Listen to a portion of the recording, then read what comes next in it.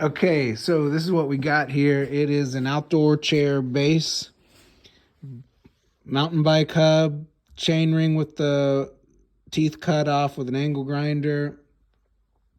Replaced the quick release with all thread, and so that's bolted all the way through. And the weakest point is the fact that it's teetering on this edge here, and so it's kind of cupped with some washers, but it's pretty solid. I've ran it with four extension rods and 4 birds so far. This is an aluminum bar bent. Got it from Alcobra, and originally, because I'm a moron, I thought it would hold with JB Weld, and I drilled it and bolted it. So there's 8. Broke one off when I was futzing around. So you could do 8 rods off of it. And so, the other guy had an arm here. The idea is you're going like this and developing momentum and then letting it freewheel. That probably is all good.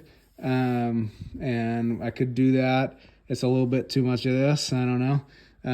So this actually felt like it was way less effort when I ran it with 4 birds. I just took some paracord, and I don't think you need to run it in a full circle, but you could. So I just took some shrink tubing, and then you got a circle. And the gear ratio makes it where the smallest little pull here, because I got 9-foot rods, and you can get longer pieces, but you got to figure out, you got to break them down and have them in 2 pieces that connect or whatever. But mine are 9 feet, and just the smallest little pull, I'm just holding one here, and really the smallest little bit of effort really moves birds at good speed when they're out 9 feet.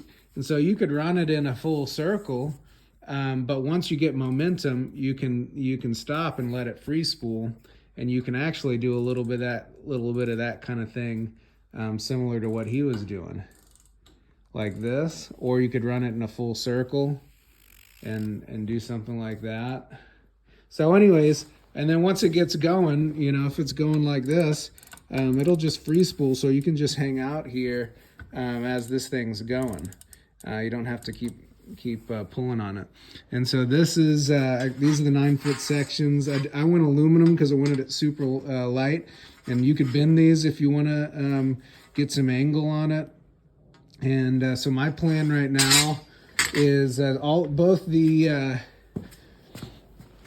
of this style and the silo socks. I think, who makes these? This is Feathered Flyers. So both of these styles rely on it's about a 2 millimeter rod. And so my plan originally was to have these pieces right here inside here for transport. Then they come out and make it super long. And that's the way that a lot of people run them. But this piece has to be upright. And the way that it works for them is you put a little kink at the end, and then it holds it staying upright. That works, but I went with the smallest diameter. So I don't know, when you start futzing with it, you realize that you need a bigger diameter to make them stay upright with a kink and all this stuff.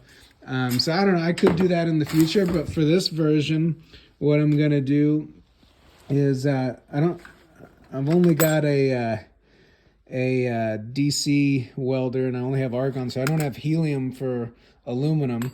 But a buddy of mine says that brazing rods with a torch will be super solid. So I've bent all of these at the right angle here, and I'm gonna just braze the connections on here at the right angle.